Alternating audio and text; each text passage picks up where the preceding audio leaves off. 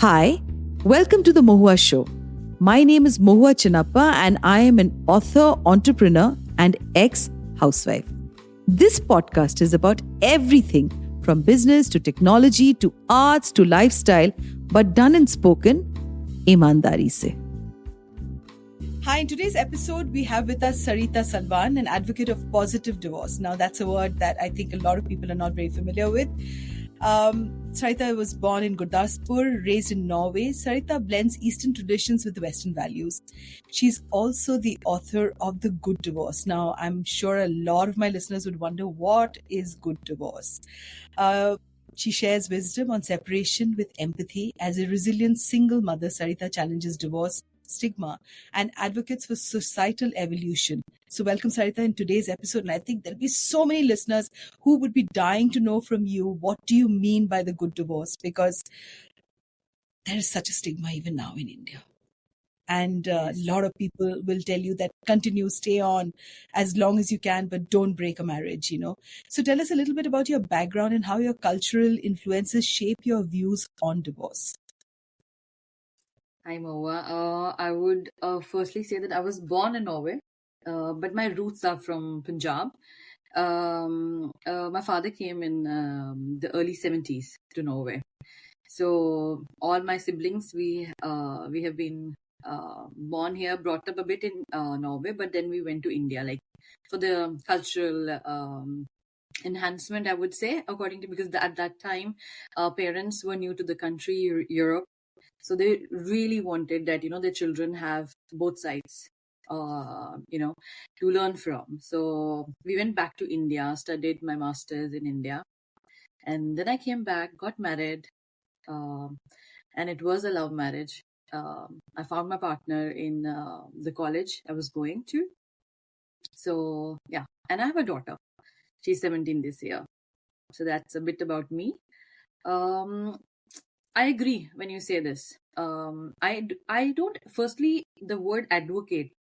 I think the good divorce and advocate are very strong words, and people, I think, are misunderstanding that I'm not advocating for anything. I'm just saying that if a relationship is broken, you know it very well deep inside you. So then you don't need validations from the people around you. You need to first accept it yourself. And I feel where I stand today that, yes, I can say that if done well, with respect, keeping and considering both sides, especially when you have a child, then there is a huge possibility that you'll sit like me today, that, I feel calm. I don't feel any regret.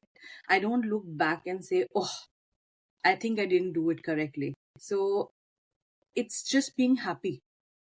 And that's what I am today. And I definitely know that my ex-husband would say the same. So if that's, yes, a positive or a good divorce, yes, it is. It's definitely a good divorce.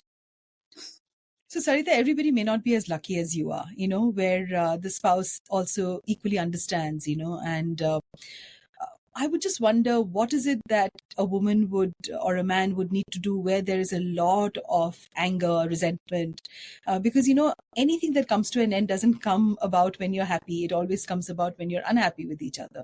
And that's when you end, whether it's a friendship, whether it's a relationship and a marriage, of course, because marriages in India are so social. They are all about the families getting to know each other. If the families don't get along, there are problems with that. And whether we call it love marriage or an arranged marriage, which I think these are terms only used in India, I think marriages in India are about, the families knowing each other. Cutting all of that off requires so much of inner strength. What made you write this book called The Good Divorce? Tell me about that.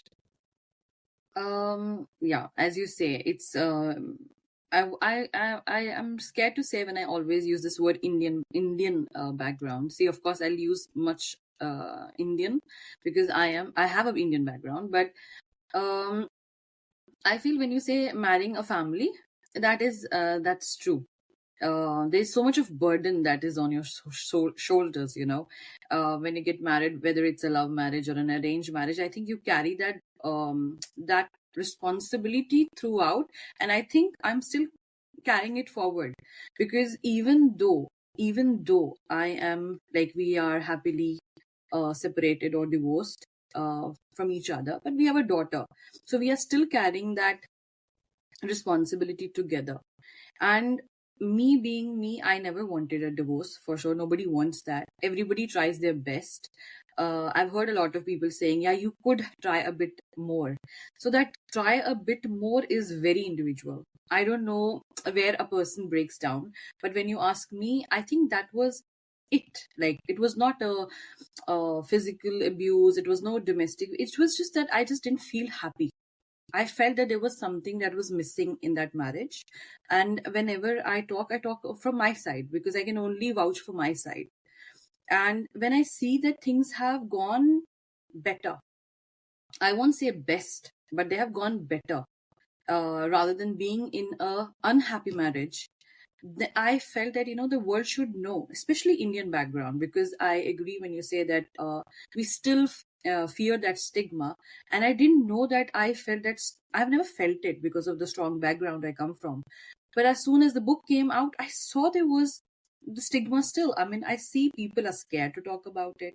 I still feel that people, shun away from saying something good about it. They say, no, no, no, it's not our part. It's not our part. It's okay. No, no, we should try the maximum we can. But that maximum, I don't know. That's very individual. So when I saw that I have done something good for myself, I've gone through a personal transformation. Why not share that with the world? That, okay, I'm not saying it's going to be easy. I don't say that I'm really proud of it. Okay, I'm sitting on this side and talking. No, I'm just saying that it should be an option, and people around us should respect it. They should respect our choices like anything else. We respect people if they are, vegetarians, non-vegetarians, drinking, non-drinking people. There's so many options, but do we stand up and question them that this is wrong and this is right? We can have our opinions, but we need to let people live the way they believe in it. If it's working for them, I think none other than but the people should be happy for them. Sarita, as a single mother, I'm sure there would be challenges of raising a daughter, with the dismantling of a huge relationship in your life, right? How have you gone ahead and dealt with that? I was scared in the beginning. I wouldn't say, see, when we use a single word, my ex-husband is really supportive. It took us time to be there, and he's been responsible. And that, so I would say I had the same fears. And I think we, being the background we come from, we come with a lot of fear.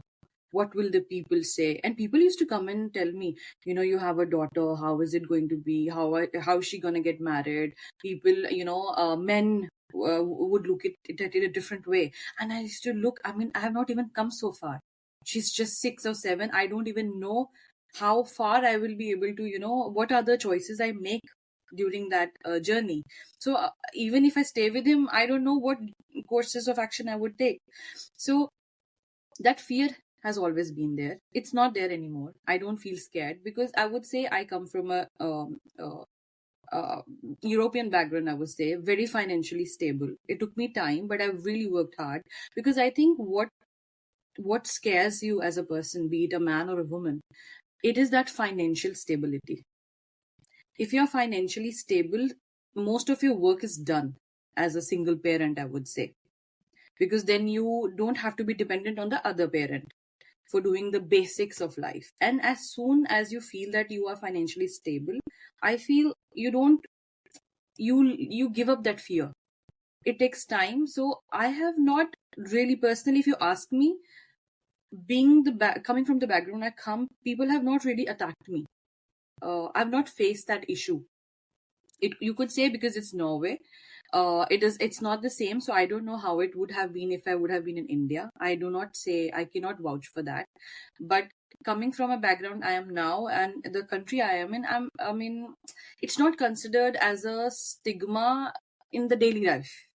I might feel that cold shoulders from maybe the elders from the Indian community or the people who don't believe in it, but I have not faced that issue in the Norwegian daily life of mine, like going to school, taking her to exercises, activities. No, I have not faced that thing. But that is also, I was very strong mentally.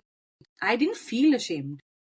That's the problem. So I think if people are going through that process, you first have to accept it and not feel ashamed of it. If it's there, it's there. You are divorced, you are divorced. So, Sarita, that's not a problem. Let me just correct you. That's such a great quality to have, to not have fear, to be strong, to know that this is what is good for you and your child, of course, where it's nicer to have a happy mother and a happy father than to have two unhappy people wanting to hold on just for the sake of society and just for the sake of, the fear. So, the next question that comes to me is this, that, empathy becomes a very important part, in having a positive divorce experience. And empathy is a very, very, evolved emotion. Not everybody can be empathetic. So how do people cultivate this during such times? Are we talking that how I received or the empathy from people? Or are we talking Yeah. about ourselves? Your own self, Empathy. the empathy that you need to have for the situation around you. Sometimes what happens is there is self-blame. You keep thinking, oh my God, why did I go wrong? Being kind on yourself, I think, as people who are going through a separation, is also a very important part. And that doesn't come immediately. It comes after a very long time, when you say that, okay, I need to be kind because this was the reason at that time this made sense, and this time it doesn't make sense right now. So just to even cultivate that self-love and to cultivate empathy for, like you said, a good divorce where you have a very positive relationship with your ex-partner, so tell us a little bit about how you cultivated that for yourself, or was it there always from the start? No, it was not from the start. That would be a lie. Mhm. I have stalked him. I have been rude. I've done my part. I mean, even though I was the one who wanted it. So I used to hear when people used to be very, I won't say unkind, but I think they don't know what they're talking about, right? So they used to come up and say, oh, Sarita, like it was you who initiated it. Why are you crying? I say, no, because I am feeling the pain. I should be allowed to feel the pain, even if I was the one, if I felt that I was not happy, if I felt that we could do better in separate homes for our child also, for us also. So I think I was just blessed, I would say, that I did not take too long to blame myself. Of course, I think I did the blaming during the process of my marriage. I kept on trying, I kept on trying. And like I said, there was no domestic violence. There was nothing wrong in it. But it was just that when I came home, I never used to feel that there was something positive in us. There used to be something that used to, keep us off from each other. And I'm using I because I don't want to point fingers at anybody. That's my failure maybe as a person. That I did not feel that thing, even though I knew what I was getting into when I got married. But I think when a person has done his best, you have to answer yourself. Consciously, I knew I did everything I could do as a person, as an individual. So I started accepting it from the beginning only when I went out of the home. I thought, you know what? If I keep doing it, I might do things I might regret even more. Or I might push him to a side that even he will do things that he should not do. So I started accepting that fact that there is something wrong here and I need to move ahead. And when it comes to being kind, people uh, reminds you that you should not be so kind to yourself. But it's just that I was very stubborn that fact that there's nothing wrong in it. I have to accept it. And there is nothing else I can do about it either now because I have done it. I have to take responsibility of it. When I've taken such a huge step, I have put two lives, that was my daughter and my ex-husband, into a questionable situation, then I need to at least do my bit now. I cannot, what I feel when I see people around is that the pressure is so much after the post divorce that there is a lot of coming, and a lot of blame game, and it will keep going if you don't accept it yourself. If you don't allow yourself, okay, theek hai yaar, I've done it. I know I'm happy, and I really hope the other partner also becomes happy sooner or later, because there's nothing more I can do about it. That is the acceptance. So I just accepted that. Amazing, Sarita. I mean, I don't know how else, if you were anywhere close by and not in Norway, I would have just gotten up from the chair in the middle of this recording and given you a tight hug, because I think you represent, the way forward and the way it should be when anything of this magnitude comes to an end, and how it can be done beautifully, which isn't easy. And Awesome. Sarita, would you mind reading a few lines from your book, for our listeners, a passage that means a lot to you? I think for me, it matters when my daughter wrote her part. See, when you are into that situation, when you have a child, and when your child validates it, because when I say I need my child's validation, yes, because she is somebody that we both love, we both appreciate. It's a gift for us, and if she actually believes that the parents were okay, the parents have done their best for her part, we are still trying. I won't say we have done the best, we are still trying as parents. But I think my daughter's when I got it translated, because she wrote it in Norwegian, and when we got it translated to English, I was in tears myself. I said, do you really believe all these things? She said, yes. I believe that I should not put my parents into pressure just because of me. Yes, it's painful, but we'll get through together. And that is what she said like 2 years back, like when she was 15. So I would love to read my daughter's. So she says that when I first learned that mom and dad were getting a divorce, I didn't know how to react. I wasn't particularly upset, as I had never felt the feeling of having divorced parents. I thought it was a bit strange that three of us were not going to live together anymore. And there were very few people around me who had divorced parents. I never talked about how I felt because I didn't know it myself. After a few months, divorced parents started to become a part of my everyday life. For the first few weeks, I didn't tell any of my friends that my parents had gotten divorced, not because I was embarrassed or afraid to say it, but because almost no one I knew had divorced parents. Sometimes things were still a little unfamiliar. Today, my parents have been divorced for about 6 to 7 years, and it feels completely normal to have divorced parents. So I feel my daughter, she just gives me that, reason to get up every day, to smile, to look at her and feel, no, I've not done anything wrong. Because again, you have to be kinder to yourself, like you said, empathy. But if the people you love look at you in the same way you look at yourself, I think you just feel proud that, okay, good space. Amazing, Sarita, because I think you're raising also a girl who'll know that, it's not the end of the world if you're going to call it quits in your marriage. And, it's such a social construct that most people are frightened that they continue to live in misery, have a lot of diseases that are expressed, if not, on the relationship. In the relationship, it's expressed, via multiple diseases that people have.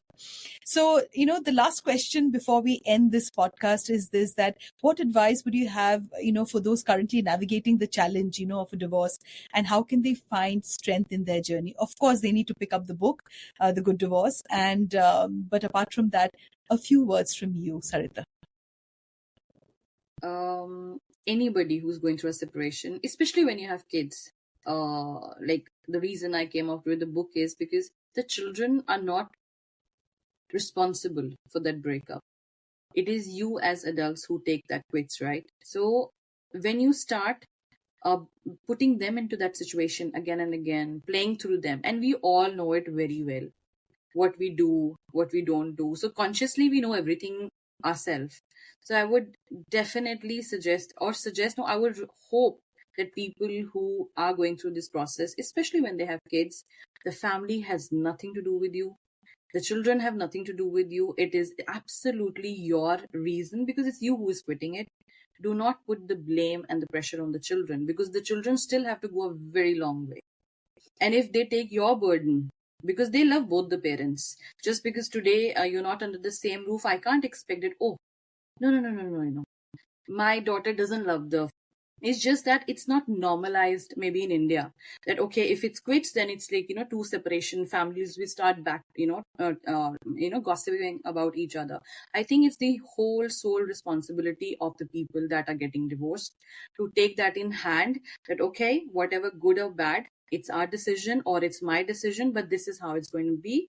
but do not involve the children. We cannot spoil the future of a child just because today we are not getting along. Because we might get a chance to regret it later, but the child won't be able to go through that. So I really hope, people in India actually see it as a fact that, okay, you won't be able to change it either. You might forcefully be there with each other. You might force yourself in the same home just for your children, forcing that, feeling, but it's not going to work it, and it's going to be even worse for a child. Thank you, Sarita. This has been an honor talking to you. And I use the word honor because it will help so many of my listeners who are going through a breakup, who are frightened, to call it quits, and for them to pick up the book Good Divorce. Where is it available for people in India? It's available on Amazon, and the Kindle version is also available. Yeah. Yes. Okay. And if they were to get in touch with you, how can they get in touch with you, Sarita? They can get in touch with me through my Instagram handle. I'm quite active there. It's Sarita _Salwan. I can also request you guys to put it under the video. But yeah, it's very easy to get in touch with me, and I would love to be a part of a group where people need that support, just to let them know it's going to be fine. I'm fine. He's fine. My child is fine. Thank you so much, Sarita. Thanks. Thank you so much. Thank you. To you, our dearest listeners, you can find us on your favorite streaming services, Spotify, Amazon Music, Apple Podcast, and of course on all other major streaming services. With loads of love, we are The Mohua Show, where we talk imandari se.